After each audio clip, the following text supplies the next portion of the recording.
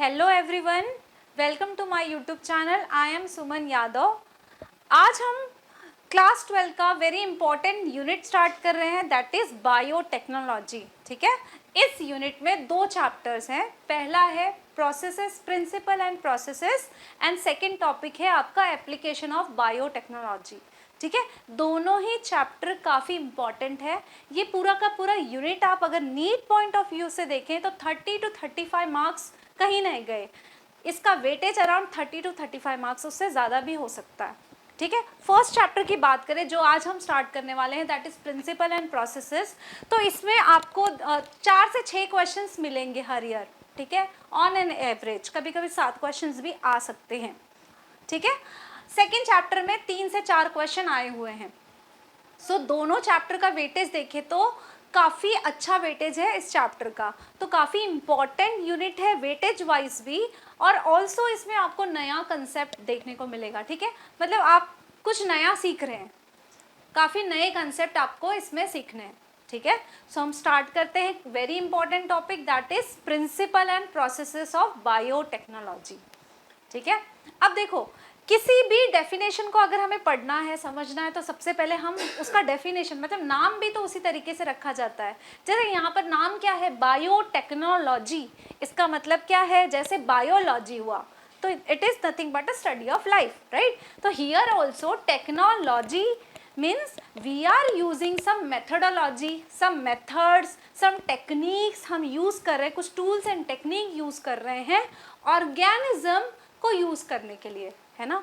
जैसे कि आप जानते हो ह्यूमन डोमिनेटिंग है ना, डोमिनेटिंग एनिमल है ह्यूमन, जो सारे लोअर ऑर्गेनिज्म को यूज करता है ना, प्लांट्स को यूज करता है, एनिमल्स को, माइक्रोब्स को अपने वेलफेयर के लिए यूज करता है। मेनली देखा जाए तो फूड के लिए यूज करता है, प्लांट्स वगैरह का मेडिसिन के लिए भी यूज करते हैं। ठीक है, तो इसी काफ़ी टाइम से, मतलब जब से हमने बायोटेक्नोलॉजी टर्म भी नहीं आया तब से हम इन प्रोडक्ट, इन प्रोसेसेस को हम यूज़ करते आ रहे हैं। सो ऑल दीज, मतलब जैसे देखो कर्ड बनाते हैं, ब्रेड बनाते हैं, वाइन बनाते हैं, इसमें हम क्या करते हैं बेसिकली, तो इन सारी प्रोसीजर में आप देखोगे कर्ड बनाने के लिए वी नो लैक्टोबैसिलस का यूज़ होता है, वाइन बनाने के लिए भी बैक्टीरिया यूज होता है, अल्कोहल बनाने के लिए बैक्टीरिया यूज होता है, ब्रेड बनाने के लिए ईस्ट यूज होता है। तो ये सारा जो प्रोसीजर है, ये ट्रेडिशनली ये सारे मेथड फॉलो होते थे, तभी बायोटेक टर्म तो नहीं आया था। बट अगर हम डेफिनेशन देखें तो these are also a biotechnology. ठीक है, तो बेसिकली हम क्या कर रहे हैं, टेक्निक्स लगा रहे हैं ऑर्गेनिज्म में, किस लिए, ह्यूमन वेलफेयर के लिए। So all these are biotechnology. तो अगर हम डेफिनेशन देखें तो हम दो व्यू में हम इसको देख सकते हैं। एक है हमारा ट्रेडिशनल व्यू, ठीक है, ट्रेडिशनल व्यू में देखें तो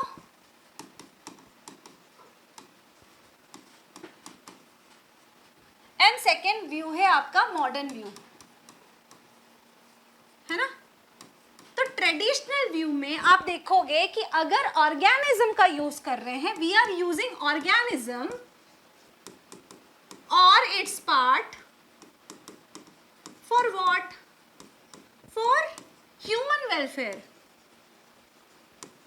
ह्यूमन वेलफेयर के लिए हम क्या कर रहे हैं, ह्यूमन वेलफेयर मतलब ऐसा प्रोडक्ट एंड प्रोसेसेस यूज कर रहे हैं जिसमें ऑर्गेनिज्म या उसके पार्ट इन्वॉल्व है, तो that is your also a biotechnology. यहाँ पे कौन से एग्जाम्पल्स आते हैं, तो यहाँ पर आते हैं कर्ड बनाना, चीज बनता है जो, वाइन बनना, अल्कोहल बनना, ये सारे प्रोसीजर क्या है, ट्रेडिशनल व्यू में देखें तो इन जनरली हम ऑर्गेनिज्म का यूज कर रहे हैं, हम वहाँ कुछ मेथड्स लगा रहे हैं, कोई टेक्निक लगा रहे हैं, तो ये भी क्या है, बायोटेक्नोलॉजी ही है। बट अभी मॉडर्न व्यू के हिसाब से रेस्ट्रिक्टेड टर्म में हम बायोटेक्नोलॉजी को यूज करते हैं, मतलब बायोटेक्नोलॉजी टर्म उसी सेंस में यूज करते हैं जब हमने जेनेटिकली मॉडिफाइड ऑर्गेनिज्म यूज किया हो। ठीक है, तो using genetically modified organism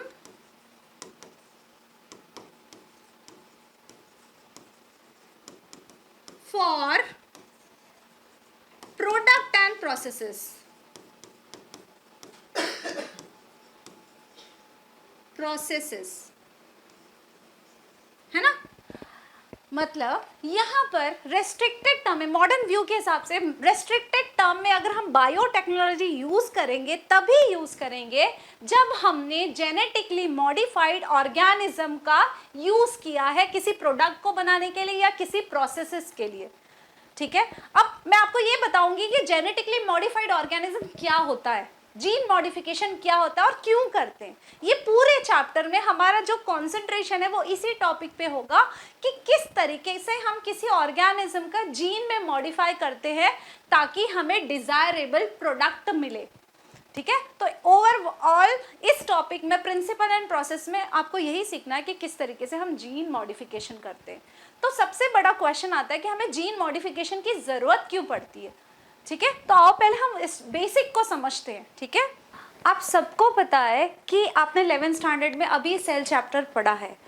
you know cell is the structural and functional unit of life. अब आप बोलोगे कि मैम बायोटेक पढ़ाते पढ़ाते सेल चैप्टर पे कैसे आ गई। सो देखो बच्चों, सारे टॉपिक ना इंटरकनेक्टेड होते हैं। सेल सारे ऑर्गेनिज्म का बेस है ना, क्योंकि देखो चाहे यूनिसेलुलर ऑर्गेनिज्म हो या मल्टी सेलुलर ऑर्गेनिज्म जैसे कि ह्यूमन है ना, यूनिसेलुलर ऑर्गेनिज्म जैसे बैक्टीरिया है, ये सारे ऑर्गेनिज्म क्या है, एग्जिस्टेंस रखते हैं ना, लिविंग है। चाहे वो सिंगल एक सेल का बना हुआ ऑर्गेनिज्म हो, चाहे वो मल्टी सेलुलर ऑर्गेनिज्म हो, दोनों लिविंग कहलाते हैं। इसका मतलब कि सेल के ऑर्गेनिज्म के सर्वाइवल के लिए एक सेल भी सफिशिएंट है। सो ये आपको क्या बताता है, आप ये जानते हो कि पूरा का पूरा ऑर्गेनिज्म, कोई भी ऑर्गेनिज्म ले लो, प्लांट ले लो, कोई भी इंसेक्ट ले लो या एनिमल ले लो, every organism are made up of cell, ठीक है। दूसरी बात कि सेल के अंदर फंक्शन होता है पूरे कलेक्टिवली। जब हम बात करते हैं, जैसे फॉर एग्जांपल ह्यूमन की बात करें तो ह्यूमन का जो हार्ट फंक्शन कर रहा है तो हार्ट में एक एक मसल सेल फंक्शन कर रहे हैं, ब्रेन हमारा फंक्शन कर रहा है तो ब्रेन के एक एक न्यूरॉन फंक्शन कर रहे हैं, ठीक है, एक एक नर्व सेल फंक्शन कर रहे हैं। तो इसी तरीके से अगर हम पूरे ऑर्गेनिज्म की बात करें, in every organism the structural and functional unit of life is what, cell. इसका मतलब जो फंक्शन एक्चुअली पूरा का पूरा ऑर्गेनिज्म कर रहा है वो होता है एक एक सेल में। अब आपको ये कंसेप्ट आपको यहाँ समझ में आएगा कि सेल के अंदर फंक्शन होता कैसे। तो हम एक सेल बनाते हैं पहले, ठीक है। मान लो एक ये सेल है, ये यूकैरियोट का सेल है और ये मान लो ये प्रोकैरियोट का सेल है। मैं जस्ट आपको बता रही हूँ कि दोनों में मैकेनिज्म एक ही है, प्रोसेस कैसे होता है ये एक ही प्रोसीजर है, ठीक है। तो ये सेल है, आप जानते हो कि जो यूकैरियोटिक सेल है, मान लो ये प्लांट सेल है या एनिमल सेल है कोई, this is your animal cell and this is bacteria का सेल। आप जानते हो कि जो एनिमल सेल के अंदर डिफरेंट कंपार्टमेंट होते हैं, तो यहाँ पर क्या होता है, nucleus, this is your nucleus, और अलग अलग आपके ऑर्गेनल्स यहाँ पे प्रेजेंट होंगे। हमें फोकस क्या किस पे करना है, हमें अपना डीएनए और जीन पे फोकस करना है। तो डीएनए कहाँ प्रेजेंट होता है, यूकैरियोटिक सेल में, तो ये प्रेजेंट होगा न्यूक्लियस। न्यूक्लियस के अंदर होता है क्रोमोसोम। क्या होता है, क्रोमोसोम। क्या होता है ये क्रोमोसोम, आपने सेल टॉपिक में पढ़ा है। क्रोमोसोम क्या होता है, basically it is nothing but a folding of DNA. DNA जैसे देखो, धागे को हम कभी कोई थ्रेड हो या कोई रस्सी हो, हम उसको ओपन नहीं ना रखते हैं, उसको क्या करते हैं, हम फोल्डेड फॉर्म में रखते हैं। उसी तरीके से डीएनए को फोल्डेड फॉर्म में रखा गया है in the form of chromosome, ठीक है। तो क्रोमोसोम में बेसिकली क्या होता है, this is nothing but a DNA plus protein.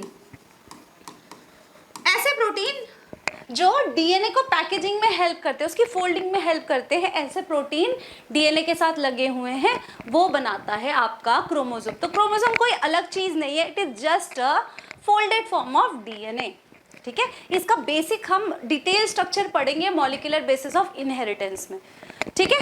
अब आप देखोगे कि ये जो डीएनए है, डीएनए के जो कोडिंग पार्ट है, ठीक है, डीएनए का जो कोडिंग पार्ट है उसको हम कहते हैं जीन, ठीक है। डीएनए का मान लो, ओके, सो डीएनए का जो कोडिंग, मान लो ये आपका डीएनए है, डीएनए का जो कोडिंग पार्ट है ना, डीएनए में बहुत सारे पार्ट होते हैं, डीएनए का जो कोडिंग पार्ट है, डीएनए किससे बना हुआ है, ये न्यूक्लियोटाइड से बना हुआ है, राइट। तो डीएनए का जो कोडिंग पार्ट है उसको हम बोलते हैं जीन। डीएनए में कुछ कोडिंग और नॉन कोडिंग पार्ट दोनों होते हैं, ठीक है, कोडिंग पार्ट भी होते हैं, नॉन कोडिंग पार्ट भी होते हैं, ठीक है। अभी हमको फोकस करना है कि जीन क्या है, तो gene is coding part of DNA, ठीक है। अब देखो हम क्यों पढ़ रहे हैं ये चीज, क्या है डीएनए, तो आप जानते हो it is nothing but a genetic material, है ना। डीएनए क्या होता है, बेसिकली सारे ऑर्गेनिज्म में जो जेनेटिक मटेरियल है वो होता है डीएनए। किसी किसी वायरसेस में आरएनए भी जेनेटिक मटेरियल हो सकता है। सो बेसिकली डीएनए और आरएनए क्या है, it is nothing but a genetic material. What does it mean, what does it mean कि it is a genetic material? It means that वो ऑर्गेनिज्म, मतलब एवरी ऑर्गेनिज्म, वो कैसा दिखता है, वो उसका कैरेक्टर कैसा है, everything depends upon the gene which they carry. For example हमारी हाइट अगर टॉल है, हमारी हाइट अगर शॉर्ट है, हमारे बॉडी का कलर अगर डार्क कॉम्प्लेक्शन का है या फेयर कॉम्प्लेक्शन का है, एवरीथिंग, हमारे हेयर कर्ली है, स्ट्रेट हेयर है, यस, ऑल एवरी कैरेक्टर, ये तो मैंने आपको बाहरी कैरेक्टर बताया। हमारी बॉडी में जो जो हार्मोन प्रोड्यूस हो रहे हैं, जो जो प्रोटीन प्रोड्यूस हो रहे हैं, एंजाइम प्रोड्यूस हो रहे हैं, everything depends upon the DNA, ठीक है। कौन सा डीएनए हमारे पास है उसके ऊपर हमारा कैरेक्टर डिसाइड होता है, ठीक है। इसका मतलब जैसे देखो हमारी बॉडी है, ह्यूमन की बात करें तो हम अगर कोई फंक्शन हमें परफॉर्म करना है तो हमारा दिमाग सोचता है, तो हम ब्रेन सोचता है कि हमें वॉक करना है या हमें पढ़ाई करनी है ना, हमारा ब्रेन सोचता है। तो इसी तरीके से हर एक सेल में किस तरीके का फंक्शन होता है ये डिसाइड करता है उस सेल में कौन सा डीएनए का पार्ट एक्टिव है, मतलब उसमें कौन सा जीन एक्टिव है। फॉर एग्जाम्पल हमारा मसल सेल्स का काम क्या है, हमारे मसल्स का काम क्या है, कॉन्ट्रैक्ट होना, तो उसमें उस तरीके के प्रोटीन प्रोड्यूस होते हैं, उस तरीके का जीन एक्टिव है। तो बेसिकली डीएनए वर्क कैसे करता है, इसका मेथड क्या है वर्क करने का, तो एक प्रॉपर मैकेनिज्म है जिसके थ्रू ये अपना फंक्शन करवाता है।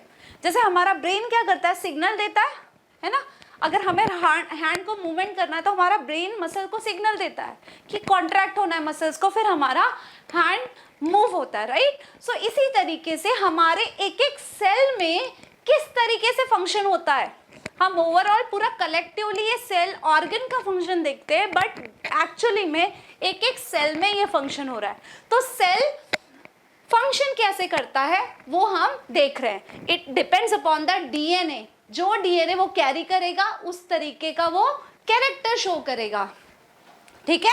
ह्यूमन का सेल ह्यूमन का जीन कैरी करता है, इसलिए वो ह्यूमन का सेल हो गया। प्लांट जैसा क्यों बिहेव कर रहा है, क्योंकि उसमें प्लांट के जीन है ना। तो every character which we carry depends upon the DNA which we have, okay. आप देखते हो कि हमारे जो कैरेक्टर है कुछ हमारे पेरेंट्स से मिलते हैं, कुछ ग्रैंड पेरेंट्स से मिलते हैं, it all depends upon the DNA. कुछ डीएनए कुछ जीन्स जो है हमारे ग्रैंड पेरेंट्स से पास होकर हम में आए हैं, कुछ कैरेक्टर पेरेंट्स से पास होकर हमारे अंदर आए हैं। So this all feature depends upon the DNA और जीन विच वी कैरी, ठीक है। अब ये डीएनए फंक्शन कैसे करता है, कैसे वो कोई कैरेक्टर डिसाइड करता है कि ये काम होना है।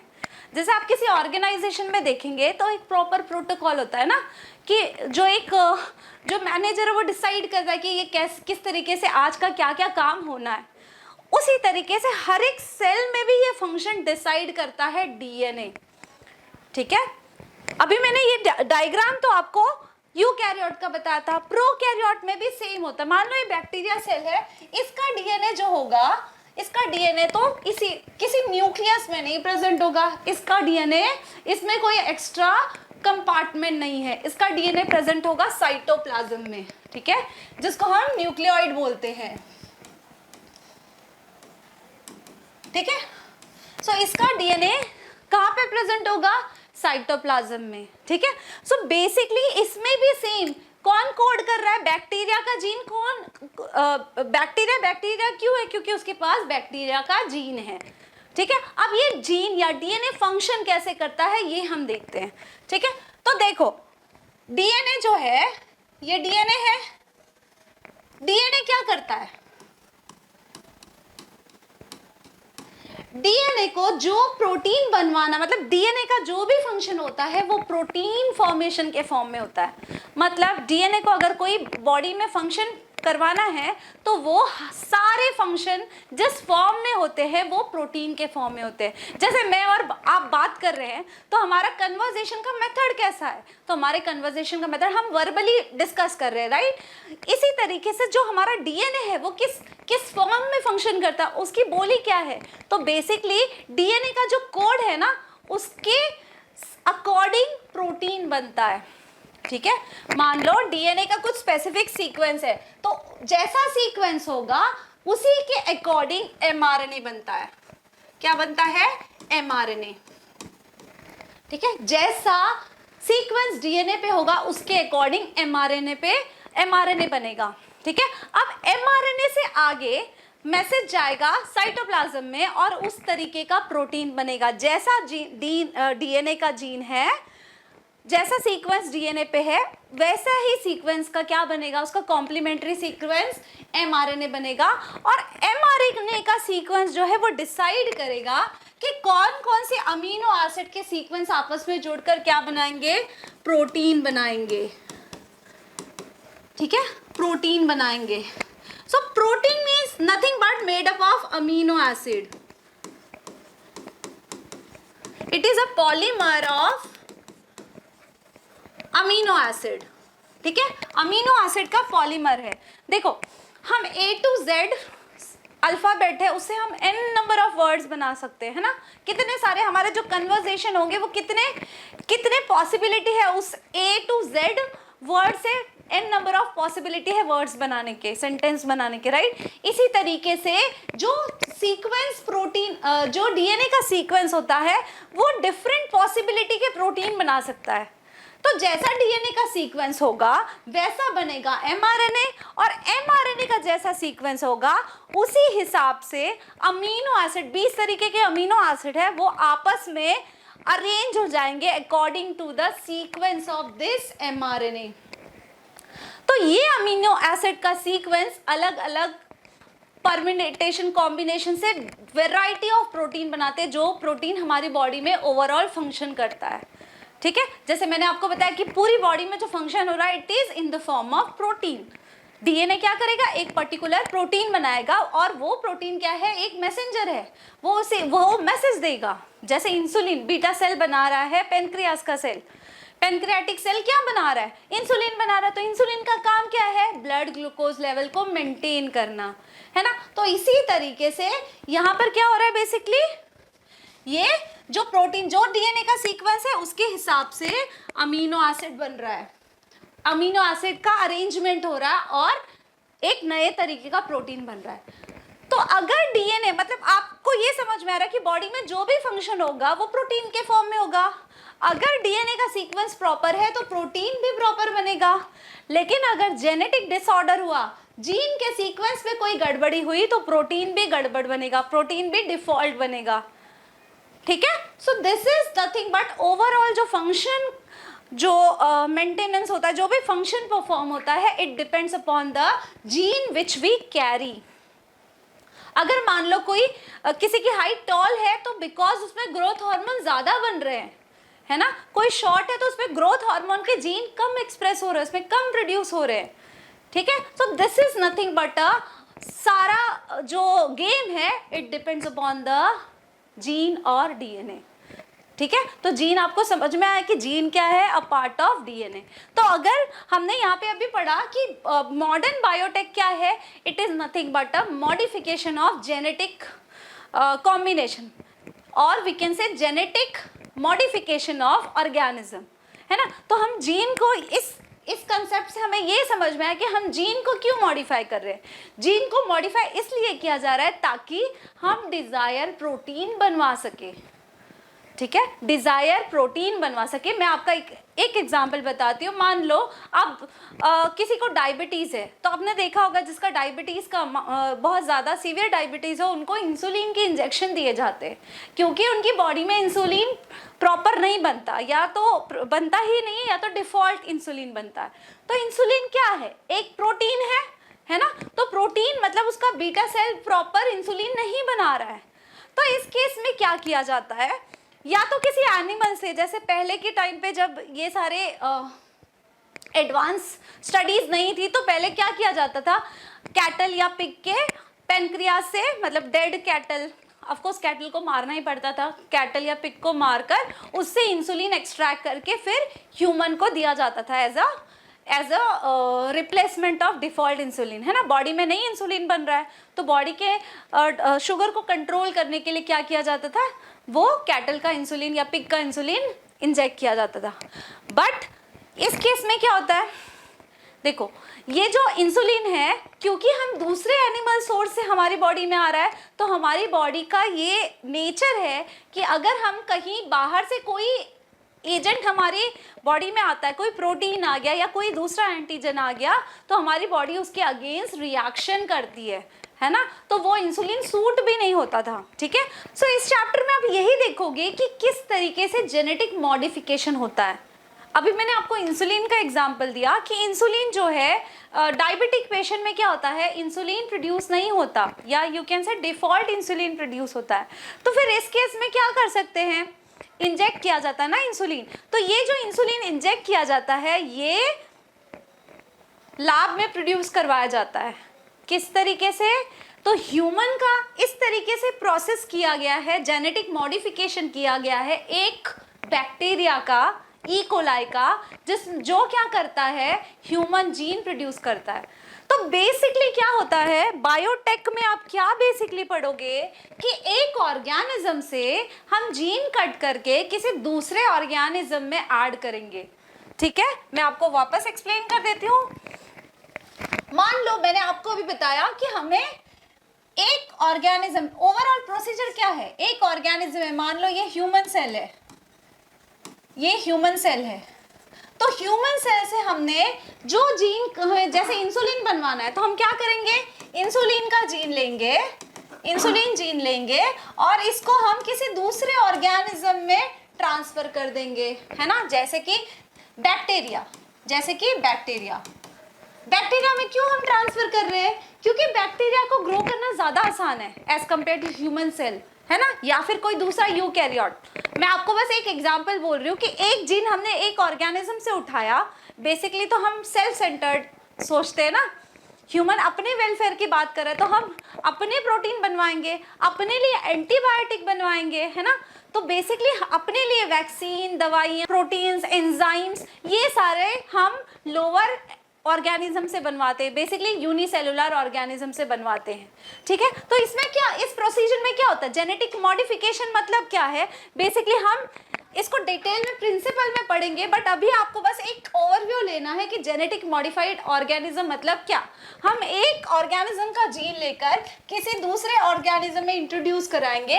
अब ये ऑर्गेनिज्म के जीन में चेंजेस हो गया, अब ये बैक्टीरिया हम इस तरीके से ऐड करें कि ये ह्यूमन प्रोटीन बना रहा है, ये क्या कर रहा है, ह्यूमन प्रोटीन बना रहा है। तो ये ऑर्गेनिज्म कैसा हुआ, जेनेटिकली मॉडिफाइड ऑर्गेनिज्म, ठीक है। तो हम जेनेटिक मॉडिफिकेशन कर रहे हैं। तो मॉडर्न व्यू जो है, अभी हमने दो व्यू देखा, ट्रेडिशनल व्यू, मतलब ट्रेडिशनल व्यू में हम क्या कर रहे हैं, we are only concern about the use of organism. अगर हम ऑर्गेनिज्म का यूज कर रहे हैं या ऑर्गेनिज्म के पार्ट्स का, मतलब जैसे उसके मॉलिक्यूल्स का, एंजाइम्स का, प्रोटीन्स का हम यूज कर रहे हैं अपने वेलफेयर के लिए, उससे कुछ प्रोडक्ट बनाने के लिए। जैसे आप जानते हो कि वाइन, देन अल्कोहल या कर्ड, चीज, इन सब में ये माइक्रोबियल प्रोसेस है ना, all these are microbial process.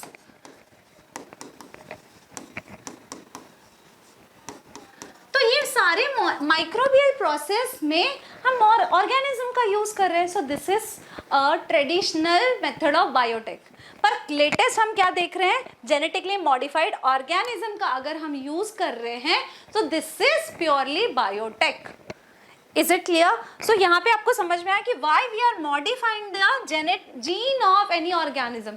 एक और एग्जांपल मैं आपको बताती हूँ कि एप्लीकेशन ऑफ बायोटेक में ना वैरायटी ऑफ एग्जांपल देखेंगे जेनेटिक मॉडिफिकेशन का। जैसे कि राइस है, नॉर्मल राइस, तो rice is staple food, majority जो लोग हैं वो राइस पे डिपेंड होते हैं ना, मेन फूड होता है लोगों का। तो इसमें क्या किया गया, इसका एनरिचमेंट करने के लिए इसमें ना किसी दूसरे प्लांट का विटामिन ए जीन लेकर इसमें ऐड किया गया। तो अब जो राइस होगा ये कैसा राइस होगा, जेनेटिकली मॉडिफाइड राइस होगा। इस राइस में जो पहले न्यूट्रिएंट मिल रहे थे उसके साथ साथ जो इस राइस को खाएगा उसको क्या मिलेगा, विटामिन ए भी मिलेगा, है ना। तो ये राइस कैसा बन गया, it is genetically modified rice. ठीक है, तो इस तरीके का जो भी अपने फूड या फिर मेडिसिन या वैक्सीन, एंटीबायोटिक, ये सारे डिफरेंट वैरायटी के प्रोडक्ट को बनाने के लिए अगर हम जीन में मॉडिफिकेशन करते हैं तो दिस इज बायोटेक्नोलॉजी। ठीक है, इसके बाद आपको एनसीईआरटी बताती है कि ये तो बायोटेक है ही, इसके अलावा this is we are modifying the gene of the organism. इसके अलावा अगर हम प्रोसेस में कोई मॉडिफिकेशन करें that is also included in biotechnology. तो प्रोसेस में हम क्या इंक्लूड कर रहे हैं, सो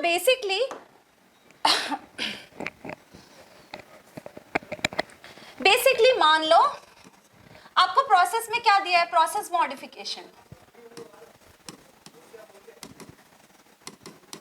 आपको एग्जांपल्स कुछ बताए गए हैं, जैसे फर्स्ट आपका है in vitro fertilisation. In vitro fertilisation, I hope this is visible, yes. In vitro fertilisation, in vitro fertilisation क्या होता है, इन विट्रो का मीनिंग क्या होता है, इन विट्रो मतलब इन लैब। ठीक है, इन विट्रो का उल्टा होगा इन वीवो। अगर ऑर्गेनिज्म के अंदर कोई प्रोसेस हो रहा है तो दैट इज इन वीवो। आप जानते हो कि fertilisation in human is internal fertilisation, in vivo fertilisation होता है। लेकिन किसी किसी केस में अगर फर्टिलाइजेशन नहीं हो रहा है तो आर्टिफिशियली क्या किया जाता है, मेल और फीमेल गैमेट को लैब में फ्यूज कराया जाता है, लैब में फर्टिलाइजेशन किया जाता है। That's why the name is in vitro fertilisation. ठीक है, ओवम एंड स्पर्म को लैब में फर्टिलाइज करना। ठीक है, तो इससे जो बेबी प्रोड्यूस होती है उसको हम बोलते हैं test tube baby. This is just a term, it doesn't mean कि टेस्ट ट्यूब का बेबी है। ठीक है, it is just a term क्योंकि हमने आर्टिफिशियल फर्टिलाइज करवाया है। ठीक है, जो जाइगोट बनता है उस जाइगोट को वापस फैलोपियन ट्यूब में ट्रांसफर कर दिया जाता है। ठीक है, so this is nothing but अब हमने यहाँ पर क्या किया, कोई जीन में मॉडिफिकेशन की है क्या, नहीं, हमने प्रोसेस में मॉडिफिकेशन किया। तो अगर हम प्रोसेस भी मॉडिफाई करते हैं तो it is also a part of biotech. ठीक है, सेकेंड हम क्या कर रहे हैं, सेकेंड एग्जाम्पल आपको बताता है डीएनए वैक्सीन। आप जानते हो व्हाट इज वैक्सीन, है ना। अगर किसी को नहीं भी पता है तो आजकल कोविड के बाद से तो ऑलमोस्ट सबको ही पता चल गया कि वैक्सीन है क्या। Vaccine is nothing but a dummy pathogen जो हमारी बॉडी में इंजेक्ट किया जाता है जस्ट टू हमारी बॉडी को फूल बनाया जाता है कि भाई आपकी बॉडी में पैथोजन आ गया, अटैक करो, है ना। आप जानते हो कि बाहर से अगर कोई बॉडी में पैथोजन आता है तो हमारी बॉडी में उसके अगेंस्ट वेपन तैयार होते हैं, एंटीबॉडीज तैयार होती है, आप फीवर आपको हो जाता है ना। क्या वो फीवर क्या है, इम्यूनोलॉजिकल रिएक्शन का एक नतीजा है। ठीक है, तो बॉडी में इम्यूनोलॉजिकल रिएक्शंस होते हैं, तो वो इम्यूनोलॉजिकल रिएक्शन पहले से अगर बॉडी करके रखेगी तो उसकी हिस्ट्री हमारी बॉडी में सेव रहेगी। जैसे बाहर मिसाइल्स और अपने वेपन तैयार किए जाते हैं ना अपने कंट्री के प्रोटेक्शन के लिए, उसी तरीके से हमारी बॉडी में हर एक पैथोजन के लिए एक बार हमारी बॉडी में वो पैथोजन आ गया तो हमारी बॉडी उसके अगेंस्ट इम्यून रिस्पॉन्स तैयार करके रखती है कि नेक्स्ट टाइम अगर वो आ जाए तो वो बचेगा नहीं।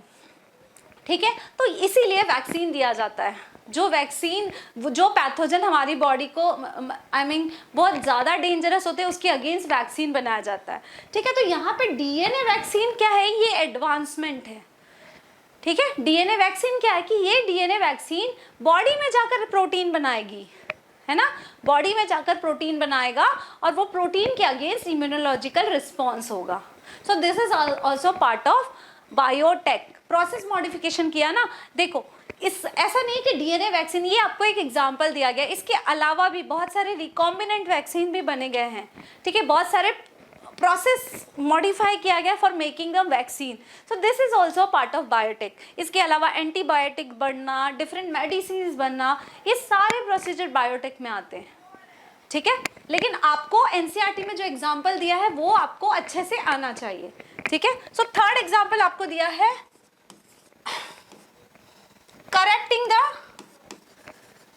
Correcting of defective gene. इसका मीनिंग क्या है, इसका आप एग्जाम्पल नेक्स्ट चैप्टर में पढ़ोगे एप्लीकेशन ऑफ बायोटेक में। यहाँ पर क्या करें, मान लो कोई बॉडी में, कोई सेल के अंदर, बॉडी के किसी ऑर्गन के सेल में वो जीन कोई डिफॉल्टर जीन है, जिसकी वजह से डिफेक्टिव जीन है, जिसकी वजह से प्रोटीन प्रॉपर, आपको पता है जीन अगर प्रॉपर रहा तो प्रोटीन प्रॉपर होगा, तो फंक्शन प्रॉपर होगा। जो भी बायोकेमिकल रिएक्शंस हो रहे हैं हमारी बॉडी में, एन नंबर ऑफ रिएक्शंस होते रहते हैं, है ना, वो और उस रिएक्शन को मेंटेन कौन कर रहा है, प्रोटीन। तो जीन प्रॉपर होगा तो प्रोटीन प्रॉपर बनेगा, अगर जीन प्रॉपर नहीं है तो प्रोटीन प्रॉपर नहीं बनेगा। तो अगर कोई डिफेक्टिव जीन है तो क्या होगा, बॉडी प्रॉपर फंक्शन नहीं करेगी, वो ऑर्गन प्रॉपर फंक्शन नहीं करेगा जहाँ पे वो डिफेक्टिव जीन है। तो इसका रिप्लेसमेंट करने के लिए डिफेक्टिव जीन की जगह वहाँ पर इंट्रोड्यूस कराते हैं करेक्टिव जीन। तो बहुत सारे डिसऑर्डर के लिए ये स्टडीज चलती रहती है, कुछ में सक्सेसफुल भी हुआ है कि बॉडी में अगर डिफेक्टिव जीन है जिसकी वजह से कुछ डिसऑर्डर आ रहा है तो उसमें करेक्टिव जीन ऐड किया जाए। Is it clear? अगला एग्जाम्पल आपको दिया है जीन कंस्ट्रक्शन। इसका मतलब क्या है, आप जानते हो जीन क्या है, नथिंग बट न्यूक्लियोटाइड का सीक्वेंस है।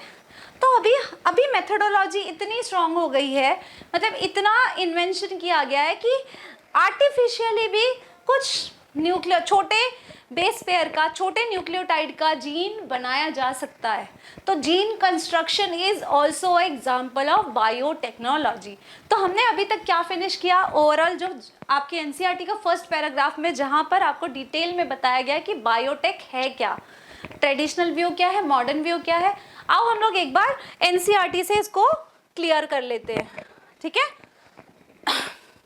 सो ये पार्ट हमने फिनिश किया है अब तक। सो क्या बताया गया है, अकॉर्डिंग टू बायोटेक टेक्निक जो हम लाइव ऑर्गेनिज्म को यूज करते हैं, एंजाइम यूज करते हैं फॉर प्रोडक्ट एंड प्रोसेसेस।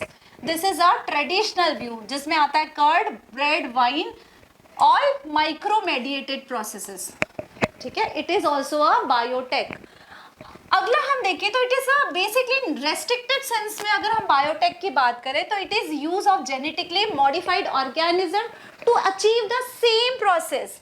ये जो प्रोसेस है वाइन बनाना, ब्रेड बनाना, ये सारा जो प्रोसेस नॉर्मल हम माइक्रो मेडिएटेड कर रहे थे ट्रेडिशनल में, अब हम क्या करेंगे, उसको लार्ज स्केल में करने के लिए जेनेटिकली मॉडिफाइड ऑर्गेनिज्म का यूज करेंगे। बैक्टीरिया को मॉडिफाई कर देंगे ताकि वो और अच्छा प्रोडक्ट दे सके, बैक्टीरिया या जो भी माइक्रोब्स है। सो बेसिकली हम रेस्ट्रिक्टेड सेंस में जेनेटिक मॉडिफाइड ऑर्गेनिज्म की बात करते हैं, ठीक है।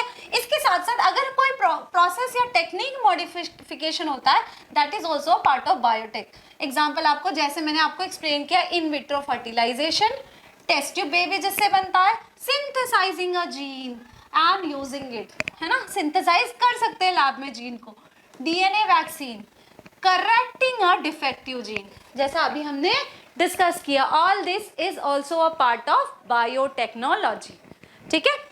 अब देखो अभी यहाँ पे कंफ्यूजन क्रिएट हो गया ना कि हम किसको बायोटेक बोले, ट्रेडिशनल व्यू को या मॉडर्न व्यू से जो डेफिनेशन दिया है। तो इसको क्लियर कर दिया यूरोपियन फेडरेशन ऑफ बायोटेक्नोलॉजी ने। ये एक ऑर्गेनाइजेशन है जिसने डेफिनेशन दिया कि बायोटेक क्या है। तो इन्होंने बताया, इन्होंने दोनों व्यू दिया, ट्रेडिशनल प्लस मॉडर्न को कंबाइन करके एक डेफिनेशन बता दी कि व्हाट इज बायोटेक। तो according to this, the integration of natural science, natural science, जो नेचुरल साइंस मतलब कोई मॉडिफिकेशन नहीं, नेचुरल साइंस में जो प्रोसेस हो रहा था, जैसे लैक्टोबैसिलस कर्ड बना रहा था, है ना, तो ये जो माइक्रो प्रोसेस है, फर्मेंटेशन का प्रोसेस है, ये नेचुरल साइंस है। So natural integration of natural science organism, जो नॉर्मल नेचुरल ऑर्गेनिज्म का हम यूज कर रहे थे, या फिर हम सेल्स यूज कर रहे हैं, या ऑर्गेनिज्म या सेल के पार्ट यूज कर रहे हैं, parts thereof, and molecular analogue for the product and services. What is this molecular analogue? Molecular analogue मतलब मान लो हमने कोई प्रोटीन, जैसे ह्यूमन इंसुलिन बना रहा था, आज जो इंसुलिन इंजेक्ट किया जाता है that is nothing but a molecular analogue. कैसे मॉलिक्यूलर एनालॉग? हम जो एक्चुअली ह्यूमन जीन है उसको हम किसी बैक्टीरिया में इंट्रोड्यूस करा के बैक्टीरिया प्रोड्यूस करता है इंसुलिन। तो ये क्या हो गया, एग्जाम्पल क्या हो गया कि है तो इंसुलिन लेकिन आया किसी और सोर्स से, तो दो डिफरेंट सोर्स से अगर कोई प्रोडक्ट आया तो उसको हम एनालॉग बोलेंगे, ठीक है। तो basically insulin human cell produce करता है, ह्यूमन के पेनक्रियाज में प्रोड्यूस होता है, लेकिन हम बायोटेक के प्रोसेस से वो जीन को बैक्टीरिया के सेल में डालते ताकि बैक्टीरिया इंसुलिन प्रोड्यूस करे। सो बैक्टीरिया कैसा हो गया? Bacteria is genetically modified organism, और उससे जो प्रोटीन आया, जो इंसुलिन आया, that is a molecular analogue. यहाँ पर मैंने आपको एक एग्जांपल बताया। इसी तरीके से डिफरेंट वैक्सीन्स बनाए जाते हैं, जो नॉर्मल वैक्सीन मतलब किल्ड पैथोजन, लेकिन उसकी जगह रिकॉम्बिनेंट वैक्सीन बनाए जाते हैं। तो all these are what? Molecular analogue for products. जो एक्चुअली इनमें नेचुरल प्रोडक्ट आ रहा था उसकी जगह हम उसका मॉलिक्यूलर एनालॉग बना रहे हैं, ठीक है। So this is all a part of biotech. Is it clear? So अभी तक हमने फिनिश किया कि डेफिनेशन क्या है बायोटेक्नोलॉजी का, what is the meaning of biotech, and examples मतलब किस किस रेंज में है biotech, traditional view, modern view, ठीक है। अब जैसे अभी हमने डिस्कस किया कि बायोटेक को हम 3 पार्ट में, इस चैप्टर को हम 3 पार्ट में पढ़ने वाले हैं। जैसे आपने नाम तो पढ़ा, ये प्रोसेस एंड प्रिंसिपल। तो फर्स्ट हम पढ़ेंगे कि इसका प्रिंसिपल क्या है। फर्स्ट पार्ट में हम फिनिश करेंगे व्हाट इज द प्रिंसिपल, जो हम आज फिनिश करेंगे, ठीक है। सेकेंड हम देखेंगे कि इसके टूल्स एंड मेथोडोलॉजी क्या है, क्या क्या टूल्स है, किस तरीके से, मतलब जैसे आप कोई कुकिंग की रेसिपी निकालते हैं ना, रेसिपी में स्टेप बाय स्टेप आपको फॉलो करना होता है, तो उसमें आपको जो जो इंग्रेडिएंट लगेंगे, जो जो यूटेंसिल लगेंगे, जो ग्राइंडर लगेगा, एक्सेट्रा एक्सेट्रा, वो जो चीज़ें लगेंगी आपको वो फूड मटेरियल बनाने के लिए, वो सारा हम यहाँ देखेंगे कि मतलब बायोटेक प्रोसीजर करने के लिए, जेनेटिक इंजीनियरिंग करने के लिए आपको कौन कौन से टूल्स लगेंगे, कौन से मेथडोलॉजी आपको यूज करने हैं, ठीक है। फाइनली हम डिस्कस करेंगे प्रोसेस को। तो प्रिंसिपल आज हम डिस्कस करेंगे, और मेथड और प्रोसेस जो है, टूल्स और प्रोसेस को हम साइमल्टेनियसली कवर करेंगे। Is it clear? So let's start with the principle. So जैसा मैंने आपसे डिस्कस किया कि इसका जो प्रिंसिपल है वो मेन फोकस किस पे है? Principle of biotech, or you can say biotechnology.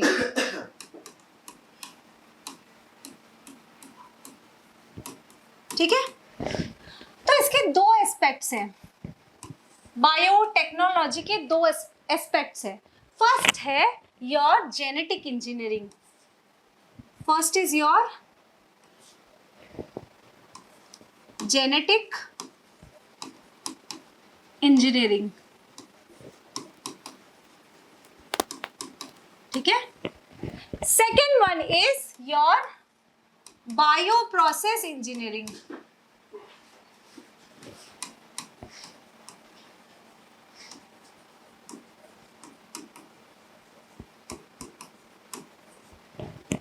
Okay, first is your genetic engineering, second one is your bio process engineering. सबसे पहले देखते हैं कि जेनेटिक इंजीनियरिंग क्या है। मैंने आपसे पहले ही डिस्कस किया कि ये ओवरऑल चैप्टर सिर्फ जेनेटिक इंजीनियरिंग पे फोकस्ड है, मतलब किस तरीके से हम एक जेनेटिक इंजीनियरिंग मतलब क्या, जीन का चेंजेस कर रहे हैं हम।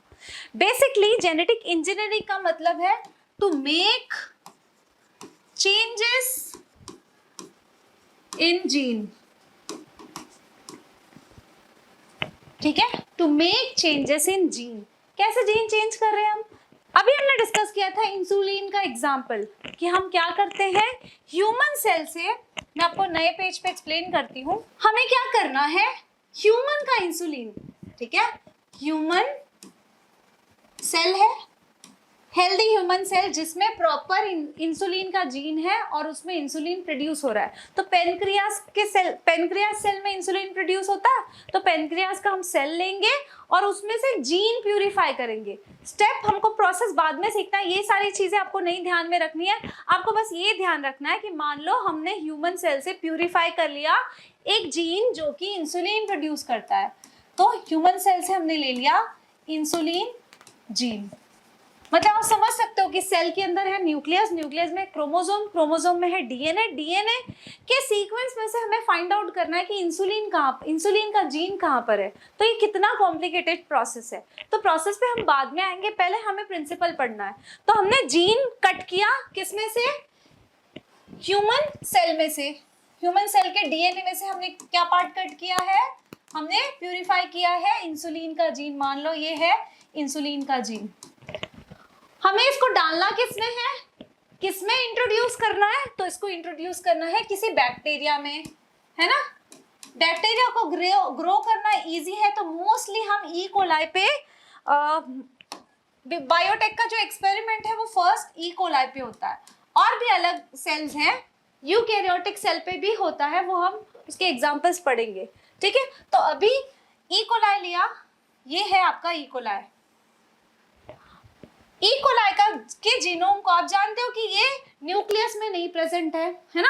ये कहाँ पे प्रेजेंट है, ये डायरेक्टली साइटोप्लाज्म में, इसमें कोई सेल ऑर्गेनल्स या न्यूक्लियस के जो इसका जीनोम है उसके लिए कोई एक्स्ट्रा कंपार्टमेंट नहीं है, ये डायरेक्टली कहाँ पे प्रेजेंट होता है, इसका जीनोम साइटोप्लाज्म में ही प्रेजेंट होता है ना। इसको हम क्या बोलते हैं, न्यूक्लियोइड, ठीक है। सो इट इज न्यूक्लियोइड को हम ऑल्सो व्हाट विल से, हम इसका नाम देते हैं क्रोमोसोमल डीएनए, ठीक है, क्रोमोसोमल डीएनए।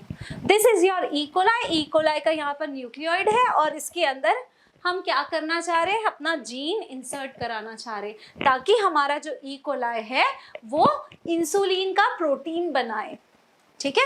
तो अब देखो, जब हम इस इंसुलिन के जीन को यहाँ पे इंट्रोड्यूस करेंगे, there are many methods, okay. तो अभी आपको मेथड्स बाद में सीखेंगे, लेकिन अभी बस आप जान लो हमने किसी तरीके से यहाँ पर इंसुलिन का जीन ट्रांसफर किया है। अब देखो, अगर हमने इसमें इंसुलिन का जीन ट्रांसफर किया तो it is not necessary, actually में ये जीन रेप्लिकेट नहीं हो सकता, ये जीन मल्टीप्लाई नहीं हो सकता, ठीक है, ये जीन मल्टीप्लाई नहीं हो सकता। देखो इसका मीनिंग क्या है, देखो अब ये सेल है, ई कोलाई का सेल है, this is your E coli. E coli, जब ये एक ई कोलाई है, ठीक है, इसका जीनोम यहाँ पर है, जब ई कोलाई डिवाइड होगा, जब ई कोलाई ग्रो करेगा, ग्रो कैसे करेगा, 1 से 2 सेल बनेंगे, 2 से 4 सेल बनेंगे, 4 से 8, ठीक है, इस तरीके से डिवाइड होगा ना, सेल डिवीजन होगा। तो सेल डिवीजन होने से पहले उसका डीएनए डिवाइड होना चाहिए, डीएनए डबल क्वांटिटी में होना चाहिए। तो डीएनए के डबल क्वांटिटी में होने के प्रोसीजर को क्या बोलते हैं, डीएनए रेप्लिकेशन। मतलब डीएनए पहले अपनी एक कॉपी बना देता है, उसके बाद डिवाइड करता है। तो क्या होता है, जब ये इसका डबल कॉपी बन जाता है, इस प्रोसीजर को हम क्या बोलेंगे, डीएनए रेप्लिकेशन, ठीक है, डीएनए रेप्लिकेशन। तो जब डीएनए रेप्लिकेशन होगा, डीएनए का रेप्लिका बनेगा। रेप्लिका का मतलब होता है, रेप्लिका मींस कॉपी। तो जब सेल को डिवाइड होना, तो सेल को अपने इंग्रेडिएंट को तो डिवाइड करना पड़ेगा ना, दो मतलब डबल क्वांटिटी में अपने इंग्रेडिएंट को बनाना होगा। तो सबसे पहले तो डीएनए को डबल करना पड़ेगा, क्योंकि डीएनए ही सारी चीजें कोड करता है। तो डीएनए का रेप्लिकेशन होता है फर्स्ट स्टेप में, सेल डिवीजन के पहले। तो जब डीएनए का रेप्लिकेशन होता है तो it is necessary for cell growth, cell division. तो सबसे पहला स्टेप तो है कि डीएनए का रेप्लिकेशन होना चाहिए। तो जब हमारा जीन हम इसमें इंट्रोड्यूस कर रहे हैं, तो क्या ये यहाँ पे रेप्लिकेट होगा, तो answer is no, a big no, it can not replicate by itself, okay. क्यों नहीं होगा, इसका रीजन मैं आपको अभी एक्सप्लेन करती हूँ, ठीक है। तो सबसे पहले क्या होगा, यहाँ पे डीएनए रेप्लिकेशन होगा, तब जाकर हमारा ई कोलाई ग्रो होगा, ठीक है। तो 1 से 2 सेल बनेंगे, ये अगेन ग्रो होगा, फिर सेल डिवाइड होते जाएंगे तो डीएनए डिवाइड होगा, डीएनए मल्टीप्लाई होगा, तो उसके कॉपी नंबर बोलेंगे, सॉरी कॉपी नंबर बढ़ेंगे। Is it clear? So this is the normal procedure. लेकिन अगर हमने अपना जीन यहाँ पर इंसर्ट किया है तो ये इसके साथ डिवाइड नहीं होगा। डिवाइड सिर्फ एक शर्त पे हो सकता है, अगर हम इस जीनोम को, इस जीन को हम इसके क्रोमोसोम में इंट्रोड्यूस कर दे। अगर हम किसी तरीके से ये जीन को क्रोमोसोम जीन में इंटीग्रेट कर देते हैं, तब जाकर हमारा जो जीन ऑफ इंटरेस्ट है वो इसके, जब ये मल्टीप्लाई होगा तो ये भी जाकर मल्टीप्लाई होगा। लेकिन ये इजी प्रोसीजर नहीं, ये कॉम्प्लेक्स प्रोसीजर है। हम ई कोलाई के जीनोम को अगर डिस्टर्ब करेंगे तो ई कोलाई का एग्जिस्टेंस, मतलब ई कोलाई अपने नॉर्मल नहीं ग्रो हो पाएगा ना। उसमें इंट्रोड्यूस करना एक तो इजी नहीं होता, और दूसरा उसमें इंट्रोड्यूस करने पे बहुत सारे डिस्टर्बेंस हो सकते हैं उसके नॉर्मल प्रोसेस में, क्योंकि ये तो उसका क्रोमोसोम कैरी कर रहा है ना। हमें क्या करना है, ई कोलाई को नहीं डिस्टर्ब करना, हमें क्या करना है, बस अपना प्रोटीन, ऐसा ई कोलाई को ग्रो करना है कि वो अपने प्रोटीन बनाए। तो इसके लिए क्या मेथड है, ये या तो यहाँ इंटीग्रेट हो जाए, लेकिन वो हमें नहीं करना। दूसरा ऑप्शन है कि ई कोलाई के पास, this is your E coli, आपने सेल चैप्टर में पढ़ा होगा कि जो बैक्टीरिया होता है, बैक्टीरिया के पास chromosomal, this is your chromosomal DNA, chromosomal DNA के अलावा इसके पास एक एक्स्ट्रा क्रोमोसोमल डीएनए होता है, ठीक है। This is extra chromosomal DNA, जिसको हम कहते हैं प्लाज्मिड। क्या कहते हैं इसको हम? Plasmid. This is nothing but a extra chromosomal DNA. It means, नाम से आपको समझ में आ रहा है कि जो प्लाज्मिड है ये क्रोमोसोम के अलावा कोई डीएनए है। क्रोमोसोम का डीएनए क्या है? जो ई कोलाई के प्रोटीन को कोड करता है, जो ई कोलाई के ग्रोथ के लिए हेल्पफुल है, ई कोलाई के सर्वाइवल के लिए हेल्पफुल है, जो जीन्स वो यहाँ पर प्रेजेंट है। लेकिन ये क्या है, एक एक्स्ट्रा इंफॉर्मेशन कैरी कर रहा है। कैसे इंफॉर्मेशन? मान लो यहाँ पर कोई जीन है, ये प्लाज्मिड है, इस पे कोई जीन है एम्पिसिलिन रेजिस्टेंट जीन, ठीक है। एम्पिसिलिन क्या है? एक एंटीबायोटिक है। क्या है? एक एंटीबायोटिक। आप जानते हो, आपको जब भी कोई इन्फेक्शन हो तो डॉक्टर आपको एंटीबायोटिक सजेस्ट करता है, एंटीबायोटिक खाने देता है, तो वो क्या होता है बेसिकली? बैक्टीरिया को किल करने के लिए। एंटीबायोटिक मतलब बैक्टीरिया को किल करने के लिए एंटीबायोटिक होता है। तो इनमें अगर प्लाज्मिड कुछ प्लाज्मिड में क्या होता है? एक्स्ट्रा क्रोमोसोमल डीएनए में कुछ एक्स्ट्रा इंफॉर्मेशन होती है जो ई कोलाई के एग्जिस्टेंट, मतलब उसके सर्वाइवल को और एनहेंस करता है। कैसे इनहेंस करता है? इसके पास कुछ एंटीबायोटिक से तो बैक्टीरिया मर जाएगा, तो उसके रेजिस्टेंट कोई जीन आता है, इसके पास प्रेजेंट होता है रेजिस्टेंट जीन। ओके, जैसे इसका एम्पिसिलिन रेजिस्टेंट जीन इसमें प्रेजेंट है, तो ये ई कोलाई एम्पिसिलिन के प्रेजेंस में भी जिंदा रहेगा, ठीक है। एम्पिसिलिन के प्रेजेंस में भी ये सरवाइव करेगा। अगर इसके पास एम्पिसिलिन रेजिस्टेंट का जीन नहीं है तो ये एम्पिसिलिन के प्रेजेंस में ये मर जाएगा। It will not survive in presence of ampicillin. तो प्लाज्मिड का काम क्या है? कुछ एक्स्ट्रा इंफॉर्मेशन को कैरी करना, ठीक है। इसके साथ साथ प्लाज्मिड जो होता है, it is, I have explain you, it is extra chromosomal DNA, so it is independent of chromosomal DNA. समझ में आया? इसका मतलब क्या है कि ये खुद, ये इस पे डिपेंड नहीं है, ये खुद से मल्टीप्लाई हो सकता है ई कोलाई में। समझ में आया? It means plasmid is what? Plasmid is self replicating DNA. It is self replicating.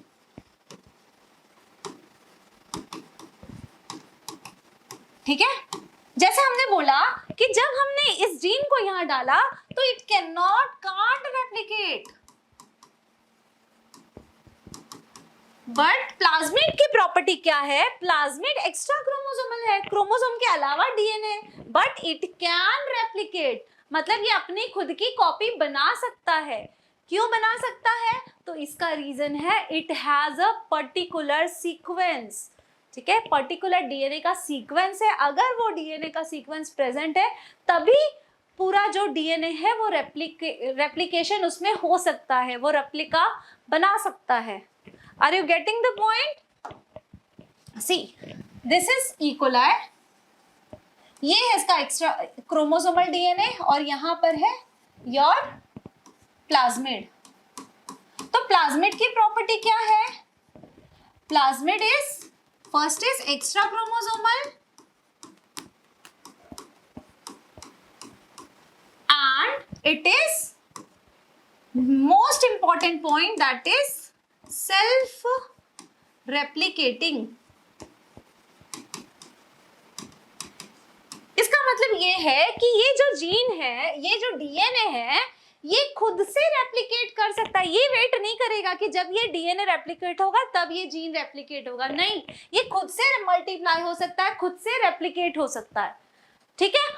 और तो और ये अपने कितने भी कॉपीज बना सकता है। It depends on the sequence, मतलब कोई 2 कॉपी बना सकता है, कोई मल्टीपल 100 200 कितने नंबर भी कॉपी बना सकता है, जैसा उसके पास सीक्वेंस हो।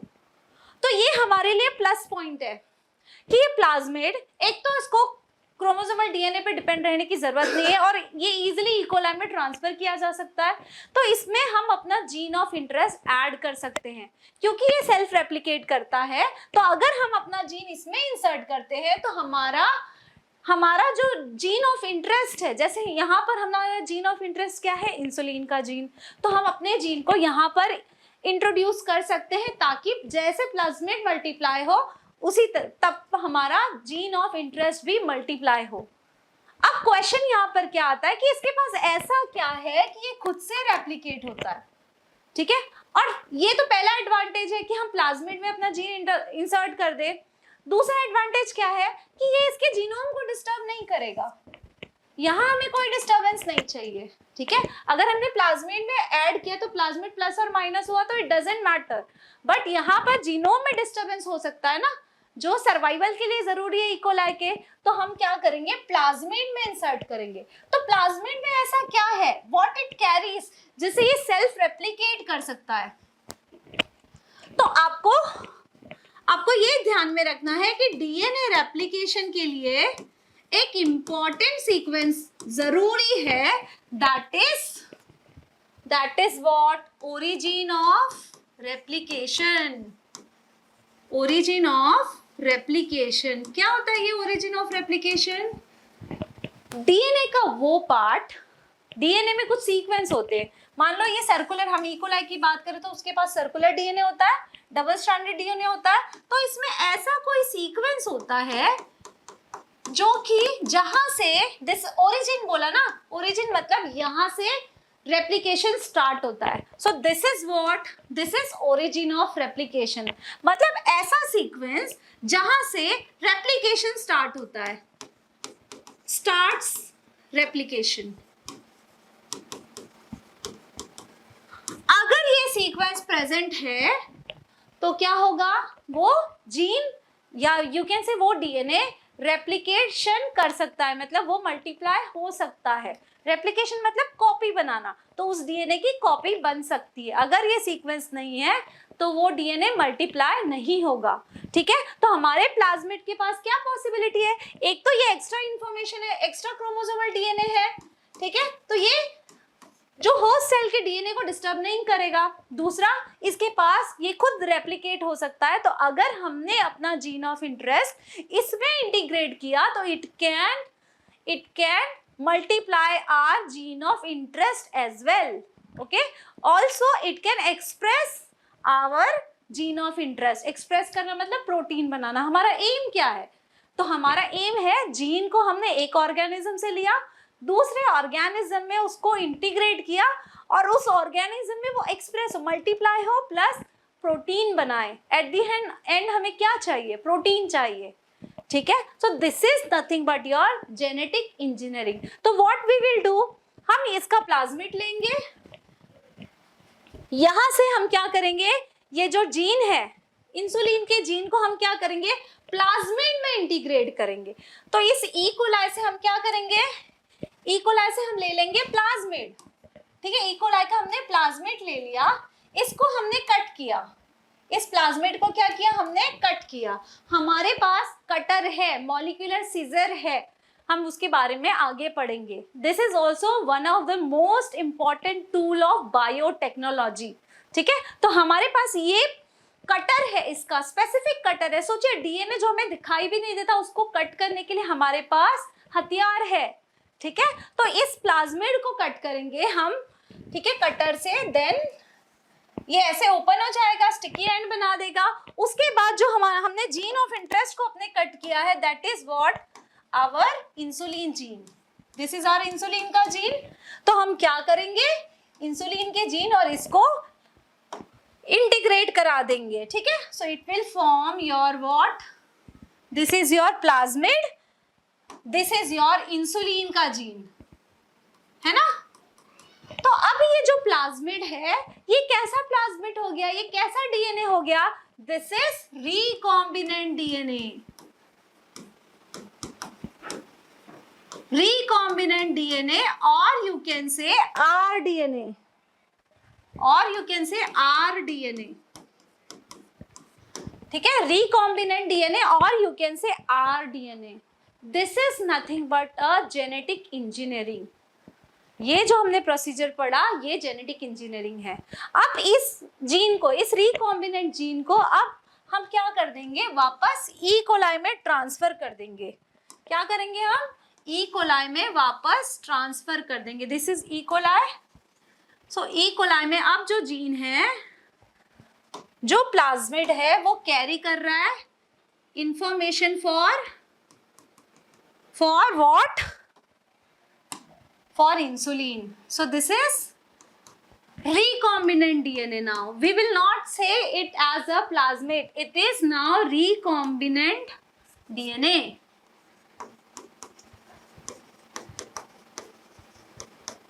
ठीक है, और RDNA. Recombinant मतलब नया कॉम्बिनेशन है ना, रिकम्बाइन किया हमने, उसी से नाम आया है रिकॉम्बिनेशन। तो rDNA means recombinant DNA. Actually में जो जीन था, पर उसमें हमने कुछ नया कॉम्बिनेशन किया है, तो नाम क्या आता है, रिकॉम्बिनेंट डीएनए। अब इस रिकॉम्बिनेंट डीएनए को हमने एक सेल में डाला। जिस सेल में डाला, उस सेल को हम बोलेंगे होस्ट सेल। तो यहाँ पर हमारा ई कोलाई क्या बन गया, ई कोलाई बन गया होस्ट सेल। जैसे आप जानते हो कि अगर कोई वायरस है, वायरस खुद तो बाहर सरवाइव नहीं कर सकता है ना, बाहर वो नॉन लिविंग रहता है। जब वो किसी बॉडी में घुसता है तभी जाकर वो लिविंग होता है।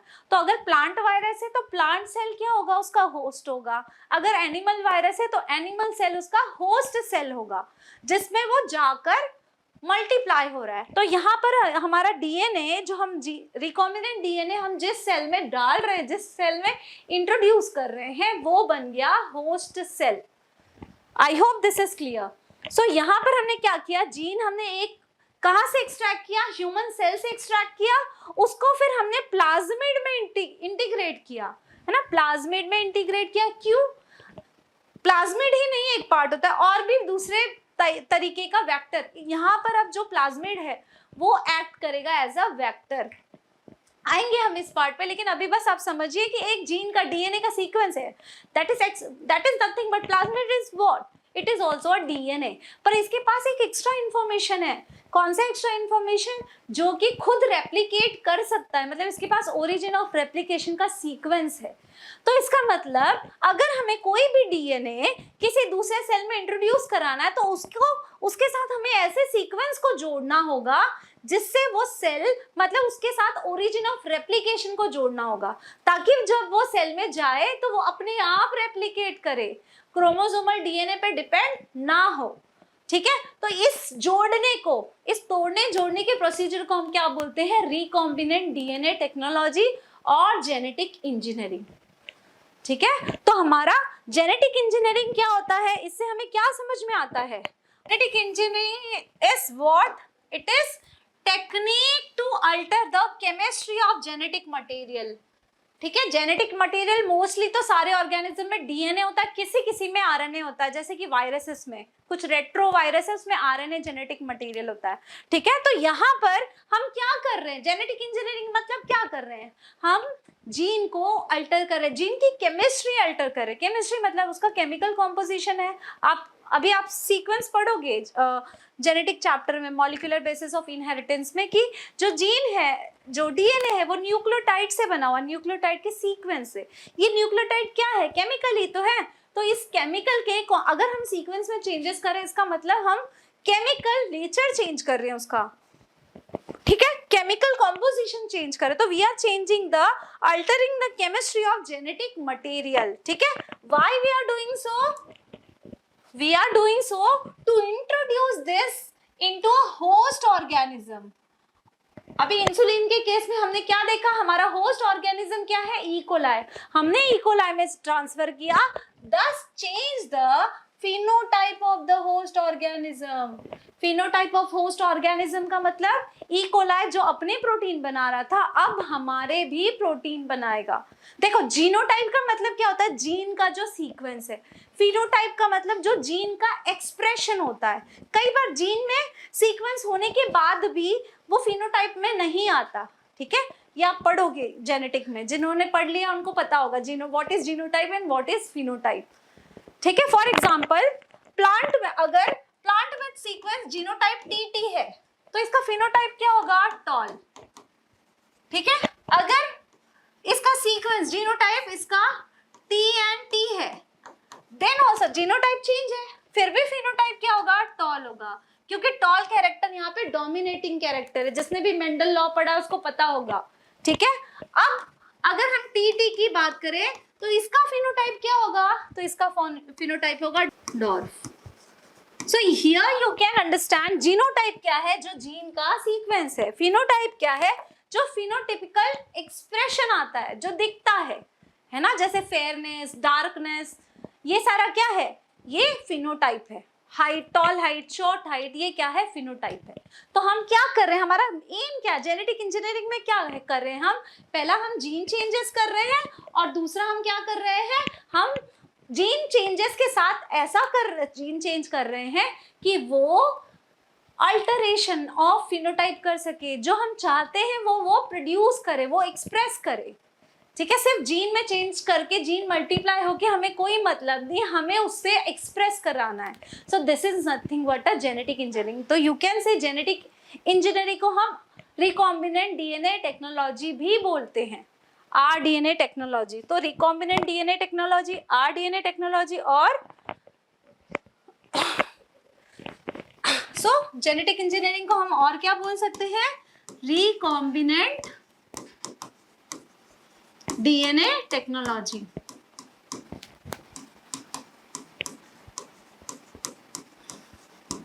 ठीक है। तो यहाँ पर हमने क्या किया, चेंजेस किया जीन में, फिर इसको इंसर्ट किया होस्ट में, और होस्ट में क्या किया, उसका फिनोटाइप चेंज कराया। This is nothing but your genetic engineering. अब हम पूरे चैप्टर में जेनेटिक इंजीनियरिंग के क्या क्या टूल्स है और उसका क्या प्रोसेस है, किस तरीके से हम एक ऑर्गेनिज्म से जीन लेते, डीएनए लेते हैं, प्यूरिफाई करते हैं उसको, फिर कट करके हम कौन सा मॉलिक्यूलर सीजर यूज करते हैं कट करने के लिए, ये सारा डिस्कशन पूरे चैप्टर में होने वाला है। Is it clear? तो काफी इंटरेस्टिंग चैप्टर है, काफी नया कंसेप्ट है आपके लिए। ओके, सो नेक्स्ट इज, अब प्रिंसिपल का फर्स्ट एस्पेक्ट हमने देख लिया, जो मेजर एस्पेक्ट है। अब पूरे प्रोसेस में जब जो जितने भी ये प्रोसीजर हो रहे हैं, प्यूरिफिकेशन हो रहा है, चाहे कट हो रहा है या होस्ट में इंट्रोड्यूस कराना हो रहा है, ये सारे प्रोसीजर में जो बायो प्रोसेस इंजीनियरिंग का मीनिंग क्या है कि यहाँ पे हमें जो माहौल रखना है वो कंटामिनेशन फ्री माहौल रखना है।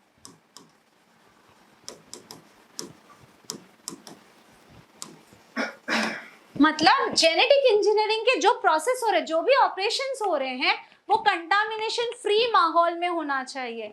क्यों होना चाहिए कंटामिनेशन फ्री? क्योंकि यहाँ पर हमें क्या करना है, सिर्फ हमारा डिजायर सेल ही ग्रो होना चाहिए। To make grow only the desire cell, जो डिजायर होस्ट सेल है वही ग्रो होना चाहिए।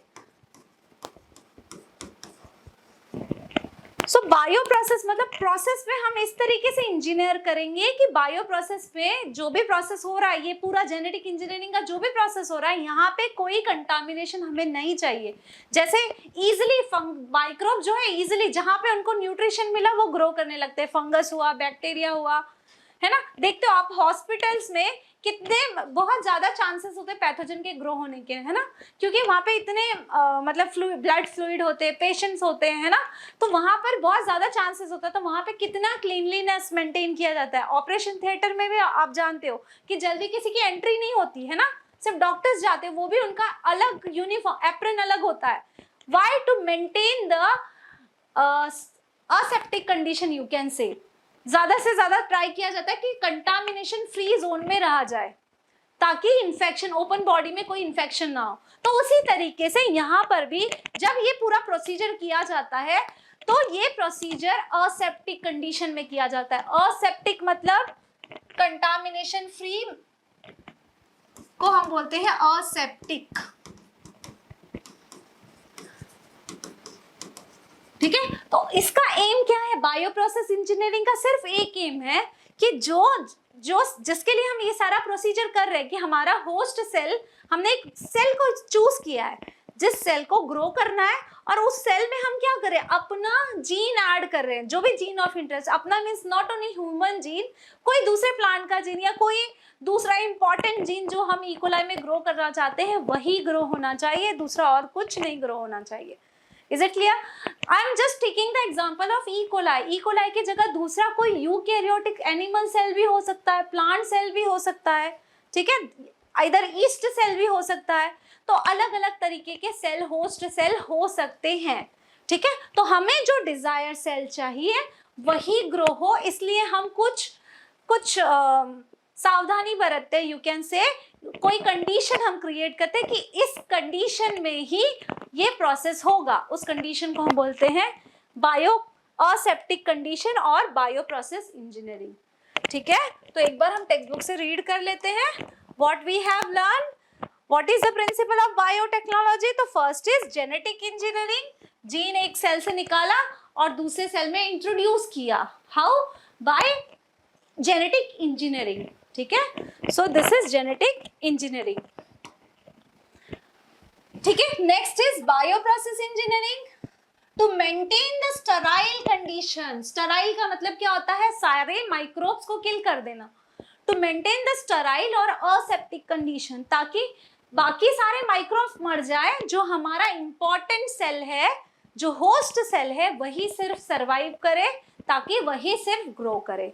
सो this is biochemical process. So it is an ambience in chemical engineering process to enable the growth of only desired microbe or eukaryotic cell in large quantity for manufacturing of biotechnological products. कौन कौन से products हो सकते हैं? हम इन cell से antibiotic produce करवा सकते हैं, वैक्सीन प्रोड्यूस किए जाते हैं, इनसे एंजाइम्स प्रोड्यूस किए जाते हैं, है ना, जैसे हमारा इंसुलिन भी प्रोड्यूस किया जाता है जो मैंने आपसे डिस्कस किया था। यस, सो अब इसके बाद हमें पढ़ना है कि ये अब आपको समझ में आ गया कि प्रिंसिपल क्या है। दो ही प्रिंसिपल है, genetic engineering, biochemical process, okay. तो यहाँ हमने खत्म किया, हमने समझा अभी कि क्या है प्रिंसिपल ऑफ बायोटेक्नोलॉजी, ठीक है। अब हम देखेंगे कि बायोटेक का या जेनेटिक इंजीनियरिंग का कंसेप्ट क्या, कहाँ से आया।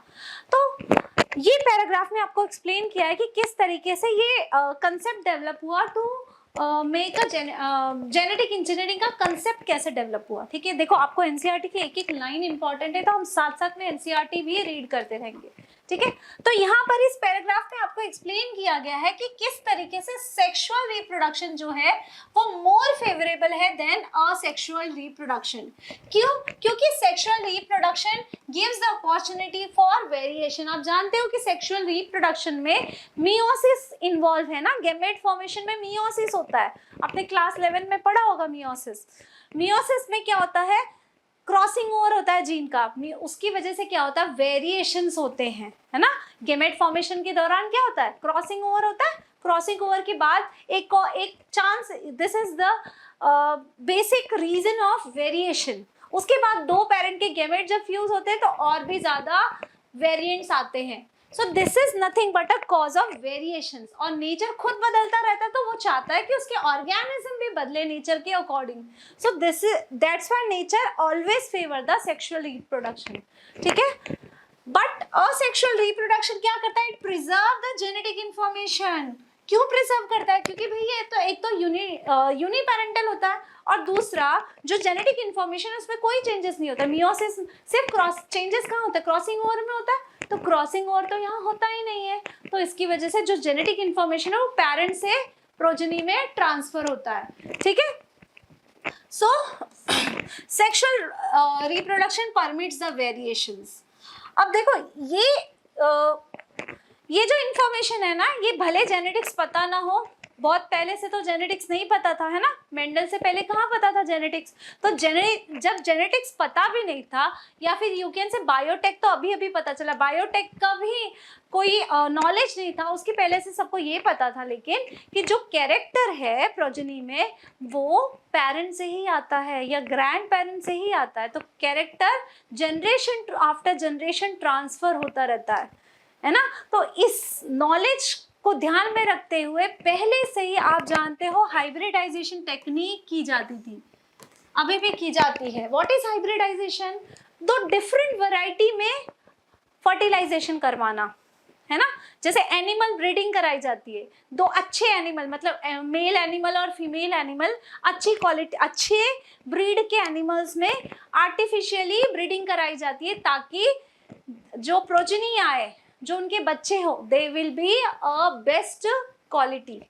ठीक है, इसी तरीके से प्लांट में भी कराया जाता है, प्लांट्स में भी आर्टिफिशियल ब्रीडिंग कराई जाती है so that the progeny plant will produce a better quality। दोनों जो अच्छी क्वालिटी की प्लांट क्रॉप है, जो प्रोजेनी आए वो और भी दोनों अच्छी क्वालिटी जो है वो प्रोजेनी में आए। सो यहाँ पर क्या होता है, यहाँ पर जो आर्टिफिशियल हम ब्रीडिंग कराते हैं या हाइब्रिडाइजेशन, ट्रेडिशनल हाइब्रिडाइजेशन जो मेथड है, यहाँ पर क्या होता है बेसिकली डिजायर कैरेक्टर के साथ साथ अनडिजायर कैरेक्टर भी आ जाते हैं। ठीक है, इसका मैं आपको एक एग्जांपल, एक स्टोरी बताती हूँ, स्टोरी के तरीके से आपको समझाने की कोशिश करती हूँ। देखो, एक बहुत सुंदर लड़की होती है, वो एक बहुत ही इंटेलिजेंट लड़के को बोलती है I want to marry you. ठीक है, तो वो पर्सन पूछता है why you want to marry me? तो ये लड़की बोलती है क्योंकि मैं बहुत सुंदर हूँ और आप बहुत ज़्यादा इंटेलिजेंट हैं, तो मैं चाहती हूँ मैं आपसे शादी करूँ ताकि जो हमारे बच्चे हो वो बहुत सुंदर हो, मेरी तरह सुंदर हो और आपकी तरह वो दिमाग पाए, आपकी तरह इंटेलिजेंट हो। तो वो पर्सन कहता है कि ऐसा ज़रूरी तो नहीं है, कि ऐसा भी तो हो सकता है जो हमारा बच्चा हो उसकी शक्ल मेरी तरह हो जाए और दिमाग तुम्हारी तरह, है ना, पॉसिबिलिटी है, राइट। तो ये स्टोरी आपको ये बताना चाह रही है कि इट इज नॉट नेसेसरी कि अगर हम दो अच्छा ब्रीड सिलेक्ट करके उनमें आर्टिफिशियल उनमें ब्रीडिंग करा रहे हैं तो जो प्रोजेनी हो वो बेस्ट क्वालिटी की हो। ऐसा भी हो सकता है कि डिजायर जीन के साथ साथ अनडिजायर जीन भी आ जाए, तो मेजॉरिटी केस में ये होता है। So it may lead to inclusion and multiplication of undesirable genes along with the desired genes। ठीक है, तो ये जो टेक्निक है हाइब्रिडाइजेशन का या फिर आर्टिफिशियल ब्रीडिंग का, ठीक है, ये इस टेक्निक से भी बेहतर टेक्निक हमारे पास क्या है? Genetic engineering. इसमें तो कोई पॉसिबिलिटी ही नहीं है अनडिजायर जीन आने की, क्योंकि हम क्या कर रहे हैं, हम एक स्पेसिफिक जीन को आइसोलेट कर रहे हैं, प्यूरिफाई कर रहे हैं, उसके बाद वही स्पेसिफिक जीन सिर्फ होस्ट सेल में ट्रांसफर कर रहे हैं, उसके अलावा कोई दूसरा जीन नहीं हम डाल रहे हैं। तो यहाँ पर क्या होगा, डिजायरेबल जीन ही सिर्फ सेल में इंट्रोड्यूस होगा और वही प्रोड्यूस होगा। So recombinant technique of genetic engineering, इसमें क्या क्या टेक्निक इंक्लूड हो रही है? Creation of recombinant DNA, use of gene cloning. What is gene cloning? जो जीन मल्टीप्लाई होता है ना, रेप्लिकेट होता है, उसको हम बोलते हैं gene cloning. And gene transfer overcome this limitation and allow us to isolate and introduce only one or set of desirable gene। इस लिमिटेशन को कौन ओवरकम कर रहा है? जेनेटिक इंजीनियरिंग, है ना। जेनेटिक इंजीनियरिंग क्या हो रहा है? सिलेक्टिव जीन सिर्फ ट्रांसफर हो रहा है उस सेल में और वही क्लोन हो रहा है वही मल्टीप्लाई हो रहा है और प्रोड्यूस कर रहा है desire protein. Is it clear? So this is the conceptual development of what principle of biotechnology. ठीक है, इसके बाद इस पैराग्राफ में आपको एक्सप्लेन किया जो कि हमने डिस्कस किया था कि व्हाई हम जीन को किसी के साथ क्लोन क्यों करते हैं, जीन के हम ऐसे सीक्वेंस के साथ इंटीग्रेट करते हैं अपने जीन ऑफ इंटरेस्ट को. हम जानते हैं कि हमारा जीन जो है, जो डिजायर जीन है, वो खुद से मल्टीप्लाई नहीं हो सकता, लेकिन हम उसको इस तरीके से, जैसे मान लो एक देश से अगर कोई जासूस हम दूसरे देश में भेज रहे हैं, तो हम उस जासूस को कुछ खाना, मतलब उसका कुछ बंदोबस्त करके भेजेंगे ना, ऐसे नहीं भेजेंगे. वहां पर वो किस तरीके से सरवाइव करेगा, तो उसके पास खुद के वेपन होंगे कि वो वहां पे इंडिपेंडेंटली सरवाइव कर सके, है ना, उसके खाने पीने की व्यवस्था हो सके. तो उसी तरीके से यहाँ पर हम क्या कर रहे हैं, हम अपने जीन को एक किसी सेल से किसी दूसरे सेल में ट्रांसफर कर रहे हैं. तो उस सेल में वो कैसे सरवाइव कर पाएगा, वो जीन कैसे मल्टीप्लाई कर पाएगा, तो हम अपने जीन को किसी ऐसे सीक्वेंस के साथ जोड़ देंगे ताकि हमारा जो जीन है वो अपने आप मल्टीप्लाई करे. ठीक है, तो हम वो जीन को, वो सीक्वेंस कौन सा है, वो सीक्वेंस है ओरिजिन ऑफ रेप्लिकेशन. ये क्यों, किसके लिए रिस्पॉन्सिबल है, फॉर इनिशिएटिंग द रेप्लिकेशन. इसके बिना डीएनए रेप्लिकेट नहीं हो सकता, डीएनए मल्टीप्लाई नहीं हो सकता. ठीक है, तो origin of replication is responsible for initiating the replication. इसलिए हम क्या करते हैं, अपने डिजायर जीन को, जिसको हम बोलते हैं एलियन डीएनए को हम लिंक करते हैं विथ ओरिजिन ऑफ रेप्लिकेशन. जैसे अभी हमने किया था प्लाज्मिड के सीक्वेंस के साथ, हमने अपने डिजायर जीन को इंटीग्रेट किया, लिंक किया, है ना. क्यों? क्योंकि प्लाज्मिड डीएनए ऐसा है जिसमें सीक्वेंस है ओरिजिन ऑफ रेप्लिकेशन का. ठीक है, it is also example, one of the example of linking the alien DNA with origin of replication. ठीक है, so this is known as, so it can alien piece of DNA can replicate and multiply itself, है ना. Chromosomal DNA पे नहीं depend होगा, खुद से multiply करेगा, होस्ट सेल में जाकर दूसरे सेल में जाएगा, लेकिन उस पर डिपेंड नहीं रहेगा भाई, खुद मल्टीप्लाई करेगा. ठीक है, खुद मल्टीप्लाई कैसे करेगा, क्योंकि उसके पास ओरिजिन ऑफ रेप्लिकेशन है. ठीक है, जहां से रेप्लिकेशन स्टार्ट होगा. Is it clear? So this can also be called as cloning or making multiple identical copies of any template DNA. इस तरीके से हम किसी भी डीएनए को, कोई भी एलियन डीएनए को, एलियन ही कहलाएगा ना, क्योंकि ये दूसरे सेल में जा रहा है, वो उसको नया, जैसे हम किसी दूसरे प्लैनेट से कोई ऑर्गेनिज्म यहाँ आया तो वो एलियन कहलाएगा. उसी तरीके से एक जीन जो है वो किसी दूसरे सेल से, किसी दूसरे ऑर्गेनिज्म से किसी दूसरे ऑर्गेनिज्म में जा रहा है, तो ये कैसा डीएनए कहलाएगा, एलियन डीएनए या डिजायरेबल जीन, और यू कैन से फॉरेन जीन, है ना, फॉरेन जीन, फॉरेन डीएनए. इसके साथ हम क्या जोड़ देंगे, हम जोड़ देंगे ऐसा सीक्वेंस जिसमें ओरिजिन ऑफ रेप्लिकेशन हो, ताकि हमारा सेल जो है खुद से इंडिपेंडेंटली मल्टीप्लाई हो सके. और इस मल्टीप्लिकेशन को हम क्या बोलते हैं, मल्टीपल क्लोन बनाना, या यू कैन से जीन क्लोनिंग. ठीक है, so this was all about the genetic engineering. अब फर्स्ट टाइम इस आर्टिफिशियल जेनेटिक इंजीनियरिंग किया किसने, फर्स्ट टाइम रिकॉम्बिनेंट डीएनए बनाया किसने, तो ये हमको पढ़ना है, construction of an artificial recombinant DNA molecule. First instant किसने किया, तो आपको ये नाम याद करना, आपको ईयर भी याद करना है.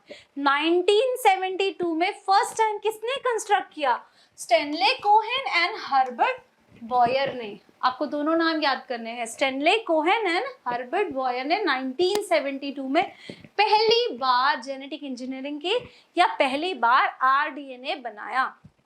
कैसे बनाया, मेथड तो अभी हमने सीखा है, कैसे बनाया. उन्होंने क्या किया, सैल्मोनेला टाइफीम्यूरियम में से प्लाज्मिड निकाला. ये कैसा प्लाज्मिड है, नेटिव प्लाज्मिड है. नेटिव मतलब गांव वाला प्लाज्मिड, नॉट एग्जैक्टली गांव plasmid. It means it is a plasmid जिसके पास एंटीबायोटिक रेजिस्टेंट जीन नहीं है. आपको मैंने बताया कि जो प्लाज्मिड है उसकी स्पेशलिटी क्या होती है, उस पर एक एक्स्ट्रा इंफॉर्मेशन का जीन होता है, that is a gene for antibiotic resistant. So इसके पास नेटिव प्लाज्मिड के पास एंटीबायोटिक रेजिस्टेंट जीन नहीं है। अब इस जीन को क्या किया इन्होंने, इसको जीन को एक्सट्रैक्ट किया, मतलब नेटिव प्लाज्मिड को रिमूव किया, नेटिव प्लाज्मिड को कट किया और इसमें ऐड किया किसी दूसरे प्लाज्मिड से एंटीबायोटिक रेजिस्टेंट जीन। ये भी एक प्लाज्मिड है, it is not native plasmid, it carries some gene which is responsible for antibiotic resistant, है ना। ये प्लाज्मिड है, इसके पास एंटीबायोटिक रेजिस्टेंट जीन है, इसको इसने कट किया, कट करके इसने क्या किया, इन्होंने क्या किया, ये प्लाज्मिड कट प्लाज्मिड में इंसर्ट लिंक किया। क्यों लिंक किया, आपको पता है लिंक करने का रीजन क्या है, हमें ओरिजिन ऑफ रेप्लिकेशन के साथ लिंक करना होता है। तो इस प्लाज्मिड में क्या है, लिंक। और एक मेथड है, इन्होंने एक ट्रायल किया कि क्या इस तरीके से जेनेटिक इंजीनियरिंग की जा सकती है। तो ये इनका एक्सपेरिमेंट सक्सेसफुल हुआ था। एक प्लाज्मिड से इन्होंने एंटीबायोटिक रेजिस्टेंट जीन उठाया, दूसरे प्लाज्मिड में इन्होंने उसको लिंक कराया और वापस इन्होंने एक दूसरे होस्ट सेल में इसको डाल दिया। प्लाज्मिड उठाया कहाँ से था, सैल्मोनेला टाइफीम्यूरियम में से। उस प्लाज्मिड में, क्योंकि वो नेटिव प्लाज्मिड है, उसमें इन्होंने एक जीन इंसर्ट करा दिया। तो ये जो जीन बन गया, ये जो प्लाज्मिड बन गया, ये कैसा प्लाज्मिड है, रिकॉम्बिनेंट प्लाज्मिड। अब इस रिकॉम्बिनेंट प्लाज्मिड को इन्होंने ट्रांसफर किया एक दूसरे सेल में, दैट इज ई कोलाई। ठीक है, किस में ट्रांसफर किया, ई कोलाई में। ई कोलाई कैसा सेल हो गया हमारा, होस्ट सेल, है ना। जैसे मैंने आपको एग्जांपल दिया कि कोई वायरस है, वायरस बाहर तो सरवाइव नहीं करता, तो वायरस जब किसी सेल में जाता है, जैसे अगर प्लांट वायरस है तो प्लांट सेल में जाएगा और वहां मल्टीप्लाई करेगा, एनिमल वायरस है तो एनिमल में जाएगा। जैसे कोविड वायरस हमें इन्फेक्ट कर रहा था, तो हमारा सेल उसके लिए होस्ट सेल बन गया, क्योंकि वो आया तो बाहर से लेकिन हमारे सेल में रह रहा है, सरवाइव कर रहा है, तो इट इज होस्ट सेल। ठीक है, तो यहाँ पर ई कोलाई होस्ट सेल बन गया क्योंकि कहीं बाहर से प्लाज्मिड आकर या रिकॉम्बिनेंट प्लाज्मिड आकर इसमें ट्रांसफर हुआ है। So this was constructed by Stanley Cohen and Herbert Boyer.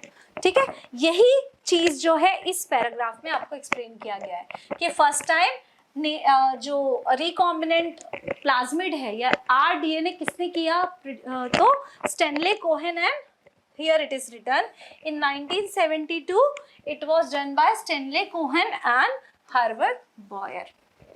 Okay, so this was all about the genetic engineering. अभी आपने प्रोसीजर में देखा, यहाँ पे आपने प्रोसीजर में देखा कि हमने कट किया है ना, इस प्लाज्मिड को भी कट किया है और इस डीएनए को, इस प्लाज्मिड को भी कट किया है। तो इस कट करने के प्रोसीजर के लिए हमारे पास एक टूल है। ठीक है, एक टूल है जिससे हम इस प्लाज्मिड को कट करते हैं, फिर उसको, मतलब नॉट ओनली प्लाज्मिड, प्लाज्मिड क्या है, कुछ कोई अलग चीज नहीं है, it is also nothing but a DNA, है ना। बस ये क्रोमोसोम से, क्रोमोसोमल के अलावा एक्स्ट्रा क्रोमोसोमल है, लेकिन है तो ये डीएनए। तो इसको भी कट कर किया जा सकता है, मतलब कोई भी नॉर्मल डीएनए को कट किया जा सकता है। तो हमारे पास डिस्कवरी इतनी बढ़ चुकी है कि मतलब इतने एडवांसमेंट हो चुका है डिस्कवरी में कि we have a molecular scissor which can cut a DNA. सोचो डीएनए हमें दिखाई भी नहीं देता, but we have a tool to cut it, है ना। ये नेचर नहीं दिया है, पर उसको डिस्कवर किया गया और उसको अप्लाई किया गया, है ना। सो ये हम आगे आने वाले लेक्चर्स में हम पढ़ेंगे कि टूल्स कौन कौन से है। Very important tool that is cutter of और molecular scissor of R DNA. ठीक है, इसके अलावा और भी टूल्स है जो हेल्प करते हैं डीएनए को मल्टीप्लाई होने में, है ना। डिफरेंट टूल्स है, मेथड्स हैं, उसको हम आगे आने वाले लेक्चर्स में डिस्कस करेंगे। तो मेथड्स एंड टूल, मतलब प्रोसेस एंड टूल्स को हम साइमल्टेनियसली कवर करेंगे।